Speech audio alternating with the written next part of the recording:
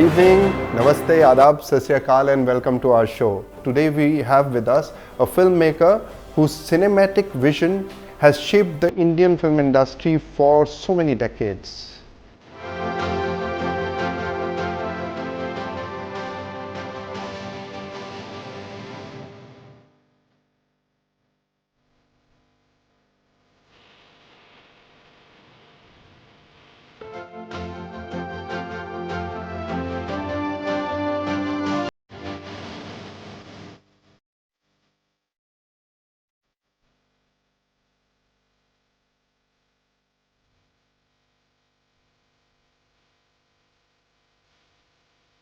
A man behind so many memorable films who is known for his ability to weave deep emotions, family values, and high drama into his storyline, right from Janwar to Ek Rishta.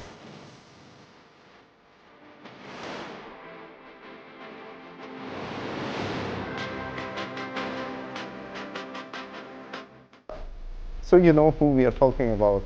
Yes, his films have not only entertained but also left a deep impact on the audiences.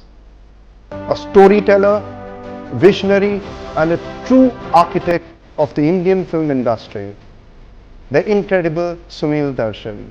So, welcome, sir. It's a pleasure to have you on our show. Such a brilliant career, blockbuster films, melodious music. So let's talk about your brief journey. I'm a third generation in the film industry. मेरे जो दादाजी थे वो लाहौर में Pancholi Studios था, उसके head थे and उन्होंने जब पार्टीशन हुआ इंडिया पाकिस्तान का तो वहाँ पाकिस्तान रह गए थे वो and he made the first movie in Pakistan. So for Pakistan film industry जिसे कहते हैं उसके वो फाउंडर माने जाते हैं और उन्हें पाकिस्तान का नेशनल अवार्ड दिया गया पोस्टमसली उनके डेथ के बाद. हिज नेम वाज दीवान सरदारी लाल. उनके अलावा आज तक दो और लोग हैं सिर्फ जिन्हें वो अवार्ड दिया गया है. एक का नाम मिस्टर मोरारजी देसाई जो ex prime minister of India थे और दूसरे दिलीप कुमार साहब जो हमारे बहुत वेटरन वरिष्ठ फिल्म एक्टर थे. और दिलीप कुमार साहब के ब्रदर के साथ भी एक फिल्म करी थी उन्होंने शायद. जी वही पहली फिल्म बनाई थी तेरी याद. उसमें नासिर खान साहब थे जो दिलीप कुमार के छोटे भाई थे और उन्होंने गंगा जमुना फिल्म में जो है दिलीप कुमार और गंगा नासिर खान ने काम किया था. The film runs in your family, it's in your blood. आपके नाना जी भी शायद फिल्म मेकर थे एंड ही गॉट.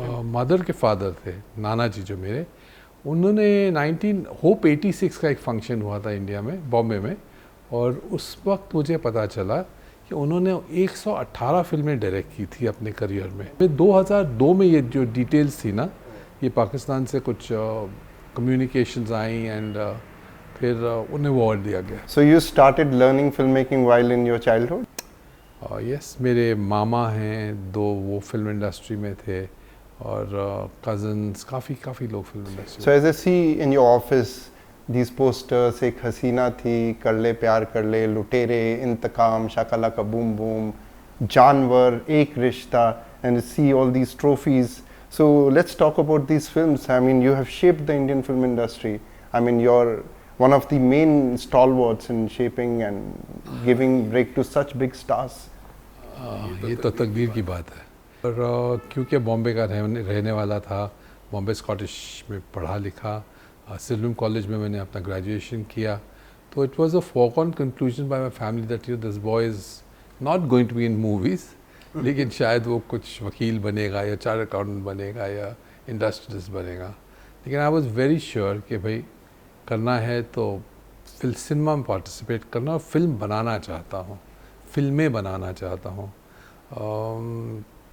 जर्नी बहुत ईजी नहीं थी और फिर मेरे फादर खुद एक फिल्म प्रोड्यूसर थे. उन्होंने इंडिया में आके जब वो इंडिया आए तो उन्होंने बहुत मेहनत करके अपने आप को यहाँ इस्टेब्लिश किया और उन्होंने कई फिल्में बनाई थी.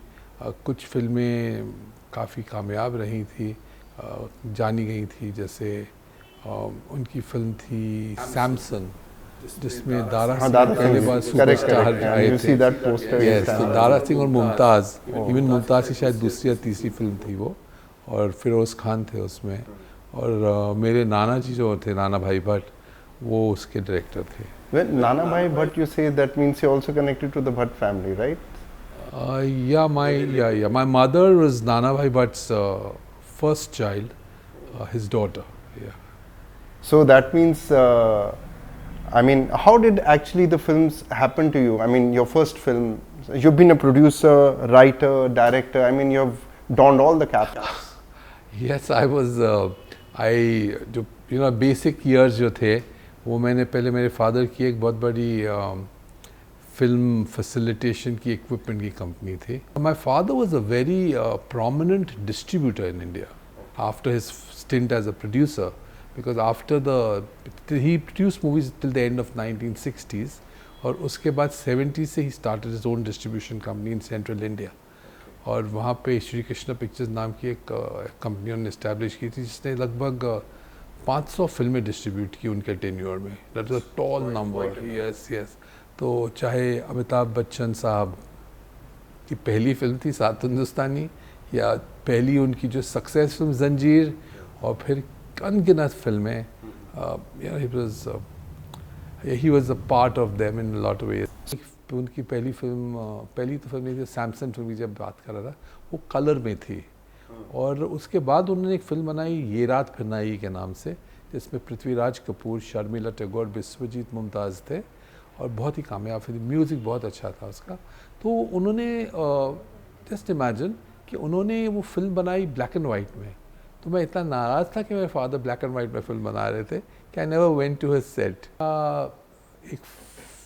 एक लड़की थी जिससे रोमांस हुआ, और मैं तो 5 साल का ही था।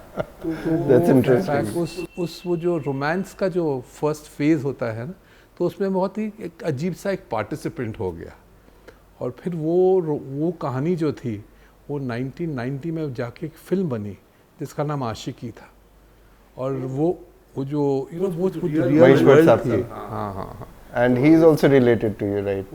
हमारा कल्चर जो है, हम ओरिएंटल कल्चर से आते हैं, जबकि उनका एक वेस्टर्नाइजेशन है, उनके सोचने का तरीका, उनके हर लहजा अलग होता है। So I also feel that your films have very high family values, and you have also deep emotions like Ek Rishta. But before we talk about that, I just wanted you to continue. What was your first stepping stone? Direction, writing, or production? I just understood one word, film making. जब मैं cinema में grooming naturally वो process से गुजरा, मेरे घर पे कई प्रोमिनेंट डायरेक्टर्स मेरे फादर से एसोसिएट होते थे, आते थे, सिनेमा डिस्कस करते थे, मैं बैठ के उनको सुनता था। वो बहुत इलस्ट्रियस डायरेक्टर्स बने, जैसे मिस्टर एच.एस. रवेल थे, Rahul Rawail, Rahul himself, and Mr. Prakash Mehra, Mr. Manmohan Desai, Mr. Rajkumar Kohli, who went on to direct the first film that I produced. Which one was that, sir? That was called Intakam. Intakam, yes. 1987. After I finished, I went to Indore. I got into distribution. I got into exhibition. मैंने cinema चलाई उतने साल, कुछ 7 साल I was working. I was trying to understand cinema. And distribution was a great process to learn. And that time distribution must have been really difficult, because reaching out to each and every corner of India. And I have worked in Madhya Pradesh, and I think I must have been to every village, हर छोटा कस्बा, हर गांव, और उसी दौरान उस journey में मैंने एक फिल्म, एक कहानी विजुलाइज की जो बहुत साल बाद मेरे भाई ने डायरेक्ट की और बनाई आमिर खान के साथ। उसका नाम था मेला। Yeah. So after let's talk about Intakam. I mean, you were working with such a seasoned director, and you were the first time producer. How was the interaction, and how? I mean, now times have changed, but those times were really good times. I really respected Mr. Rajkumar Kohli for his legendary movies like Nagin, Jani Dushman, Naukar Bibi. So many movies that he made, Gora or Kala and all that. But मेरा ऐसा ख्याल था कि when I made Intakam, I realized that शायद जब वो cinema मेरे लिए बना रहे थे वो, तो I thought मेरी visualization of the story was very different from his visualization. So that is where the director in you, the germs of directing the film. No, as I told you, मुझे मैं एक professional film maker बनना चाहता तो मैं segregate नहीं कर पा रहा था. So इंतकाम के बाद अजय. इंतकाम बनाने के बाद सेकंड उसके बाद फिल्म बनाई लुटेरे. लुटेरे फिल्म में सनी देओल, नसीरुद्दीन शाह, जूही चावला, चंकी पांडे, पूजा बेदी, अनुपम खेर थे. उसमें मैंने अपने छोटे भाई है मेरा 5 साल से छोटा मुझसे, धर्मेश दर्शन, उसे लॉन्च किया एज अ डायरेक्टर फर्स्ट. तो 1990 में मैंने वो फिल्म शुरू की और उसको बनाया गया और प्रोसेस में धर्मेश को एज अ डायरेक्टर लॉन्च किया और काफ़ी डिपार्टमेंट्स जो है, मेरा नाम नहीं होगा उसमें, बिकॉज द एजेंडा वाज मैं प्रोड्यूसर बनूंगा और he will be the director for the company. It's been quite a journey though. After that, you have also directed so many films and you have worked with top stars like Amitabh Bachchan, Ajay Devgan, Sunny Deol, Bobby Deol, and you name it and you have worked with them, right? Yes, I was very fortunate to work with legendary actors called Ashok Kumar and Nirupa Roy also, जिन्होंने इंतकाम में they worked for me. And उस वक्त बहुत अच्छे होते थे ये actors. as human beings जो थे ना, उनमें एक वो क्वालिटी भी होती थी. So I've also heard that those were the times when an actor or an actress used to come and tell the producer or the director that I really want to work with you on this film, on this script, even if I'm not paid. And an antithesis of what is happening right now in a corporate structure of filmmaking with studios. This is something I really want to ask you because you have been one of the stalwart. दौर बदलता है कभी, लेकिन क्या होता है कभी कभी दौर के साथ इंसान भी बदलता है. तो मैंने वही एक्टर्स जो इनका रेपुटेशन कभी ऐसा होता था, उनके अलग रंग भी देखे, ऐसी बात नहीं है. But actors are actors. You have created a superstar like Akshay Kumar and you have worked on so many films with him. And I mean in the present times with the corporate structure, how do you look at it? मैंने नहीं किया. I mean, कोई गलतफहमी नहीं है. I'm not saying that. I would restructure it that you really shaped his career. No, I would like to. Yeah, I'll explain that to you. Akshay Kumar मेरे pass out of मेरी choice नहीं आया. सनी देओल के लिए मैंने इंतकाम अजय फिल्म ख़त्म करने के बाद I had to make another film. I did not want to continue working with them, but कुछ सर्कमस्टांसेस ऐसे हो गए कि मुझे उनके साथ एक फिल्म बनाने का I had to do it because there was some financial involved in it. और फिर रियलाइज़ किया कि उनको मैंने कहानी सुनाई. तो जब कहानी सुनाई तो उन्होंने कहा कि सुनील ये कहानी ठीक नहीं, I think need to put in more effort. तो मुझे ऐसा फील हुआ कि जो कहानी मैंने उसे सुनाई है, ये कहानी एक ऐतिहासिक कहानी है. बहुत बड़ा वर्ड यूज़ कर रहा हूँ, लेकिन वाकई वो एक ऐतिहासिक कहानी है. उसका नाम जानवर है. Okay, wow.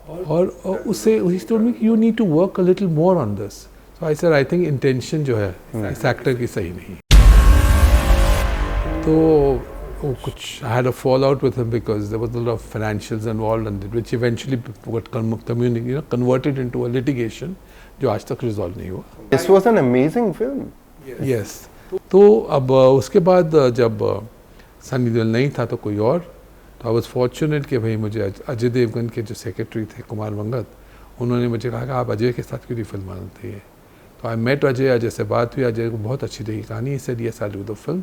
तो we are supposed to meet on the next 2 days. Saturday का दिन था, मंडे को मिल के I had to confirm and we had to sign on. कि संडे के दिन सुबह मुझे एक फ़ोन आया अक्षय कुमार नाम का.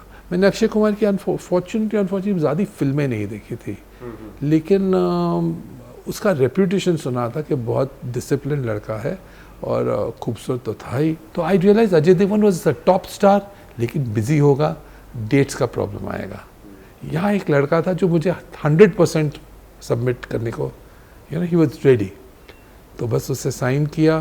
करिश्मा कपूर जिसके साथ इससे पहले मैं अजय में काम कर चुका था, वो तब तक बहुत बड़ी हीरो, राजा हिंदुस्तानी रिलीज़ हो चुकी थी. एक दिन बहुत आनकन में मुझे शिल्पा शेट्टी से मुलाकात हुई. She was doing Dhadkan and I wanted to play a mother to a child, but I said she's willing to offer the best of herself, right? She's willing to subject herself to a director's demands of performing well, being focused. ऐसे चलो इसको cast करते हैं. So now that you had cast Akshay Kumar and you believed that he will give his 100%, it actually showed it was a turning point in his career, and I think it was one of his best performances at that point of time. I personally believe that it was the most sincere performance. I feel that even Ek Rishta with Amitabh Bachchan and Akshay Kumar, it was a very different kind of a movie for even Akshay to play that kind of a character. So I also feel that although you're not giving credit to yourself, you as a director extracted good performances from people, made them stars, made them who they are right now. Akshay Kumar, after Janwar, there was a probability, there was a rumor rather, which he heard that मैं उसके बाद किसी और hero को लेके film शुरू करने वाला हूँ, जो उस वक्त एक नया हीरो आया था और उसकी फिल्म हिट हुई थी. तो he came here and he said कि सुनिए सर, आपसे बात करनी है. सर बोलो क्या हुआ, प्लीज़ मेरे साथ गाड़ी में चलिए, बात करते हैं.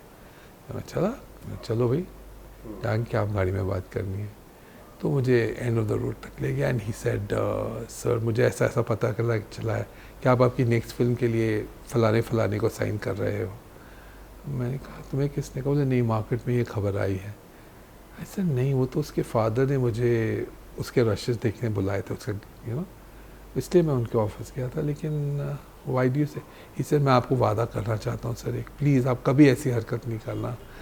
सर क्या हुआ? ही सर, अब मेरा हाथ पकड़ा है, just like you confess to a person and he said Sunil ji, मैं आपके साथ 100 फिल्म्स का ये कॉन्ट्रैक्ट कर रहा हूँ, वादा कर रहा हूँ. हाँ लुकता है सर, अभी एक्टर बन चुका. Your music has been so melodious, and you've been, and even your songs have done so great. I know you just told me कि मैं म्यूजिक सुनता था नैयर साहब के साथ आप बैठ. So somewhere that germ was there, and you have had good innings with Nadeem Shravan as well, and yes, breaking all the records. I have this habit of continuing to work with people who I enjoy working with. Nadeem भाई के साथ भी ऐसा ही हुआ. उनके London जाने से पहले मेरी उनसे बात हुई थी एक फ़िल्म के लिए, और वो फिल्म जानवर थी. लेकिन क्योंकि वो उस वक्त नहीं थे, तो मैंने आनंद मिलन जिनके साथ उससे पहले लुटेरे और अजय की थी, तो they did the third movie and they did a marvelous job in जानवर.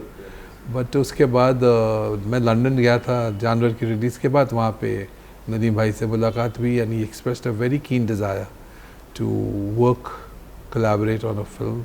तो एक रिश्ता उस वक्त प्लान कर रहा था. एक रिश्ता में उन्हें म्यूज़िक कंपोज़र लिया, और क्या लाजवाब कंपोज़र हैं वो. उनके बारे में तो खैर मैं बोल ही नहीं सकता, क्योंकि जो आदमी 35 साल से उनका म्यूज़िक जो है मॉडल हो चुका है. तो it was a great it's been a great experience working with him to date. तो एक ग्रुप होता है, जैसे समीर जी हैं लिरिक राइटर. तो समीर के साथ मैंने लुटेरे में काम करना था, लेकिन समाव नहीं हो पाया था. फिर अजय से लेके आज तक करीब आई थिंक कोई एक आध फिल्म होगी जिसमें वो नहीं है. नहीं तो he is always been right up to my new film that's coming Andaaz 2. So tell us about that. अंदाज 2 मैं I kept making films at a breathtaking pace for the duration. फिर एक corporatization आया. corporatization के साथ corporatization के corruptions आए, और वो एक वो जो होता था ना, जो फिल्म मेकर का जो एक पार्टिसिपेशन होता था, वो कहीं ना कहीं because of the whole change of setup और एनवायरनमेंट जो था, वो स्लो और स्लैकन हुआ. मैं अपनी बात कर रहा हूँ as a film maker.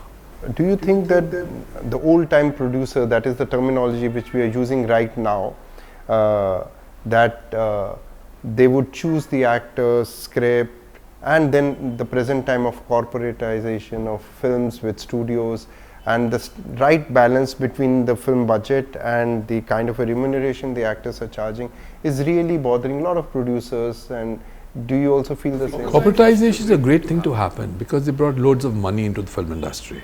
However, they have their agendas are very different from a very simple and sincere, passionate filmmakers.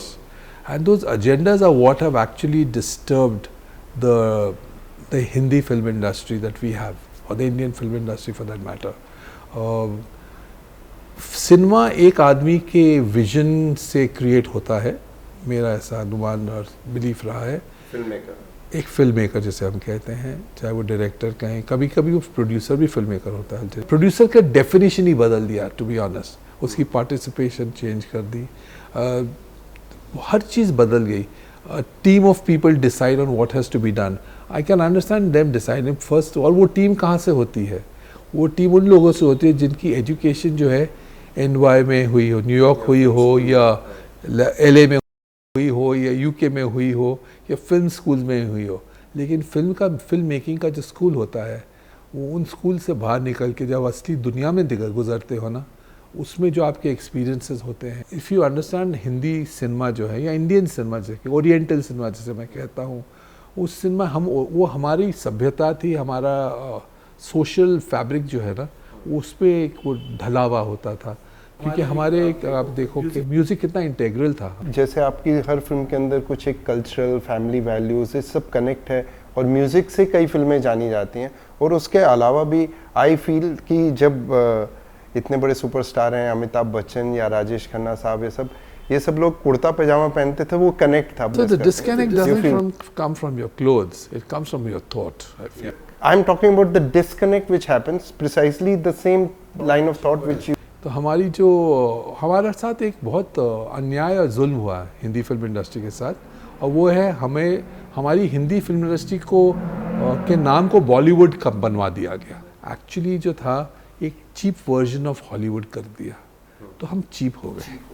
I wanted to understand कि there has been a hiatus and a gap, and now when you have started making films like Andaz 2, एक हसीना थी, एक दीवाना था, कर ले प्यार कर ले, एक फिल्म में you had your son, but you also gave break to newcomers. I thought when I did Lutere, there was a new Pooja Bedi who came in. When I did Ajay, I thought Karishma Kapoor was relatively fresh to be cast opposite a Sunny Deol who was a mature, hero. When I did एक जानवर, I recall there was a very principal role जिसमें मैंने आशुतोष राणा को cast किया था, जिसने before his दुश्मन got released, he was signed. और मैं हमेशा सपोर्ट करना चाहता था टैलेंट्स को, चाहे वो कैमरा के आगे हो या पीछे। अंदाज फिल्म का जन्म हुआ, तो हमने we actually worked on it on such a breathtaking pace. कुछ नयापन चाहिए, कुछ नएपन की ज़रूरत है। ये फिल्म डिमांड कर रही थी as a subject. I felt, तो क्या नया किया जाए। And I was walking down Linking Road one day from Mehboob studio, and I said यार, वो एक मैगजीन के कवर पे लारा दत्ता की फ़ोटो थी, ये इसको देखते हैं, इसको बुलाते हैं फिल्म फेयर पे कवर पे।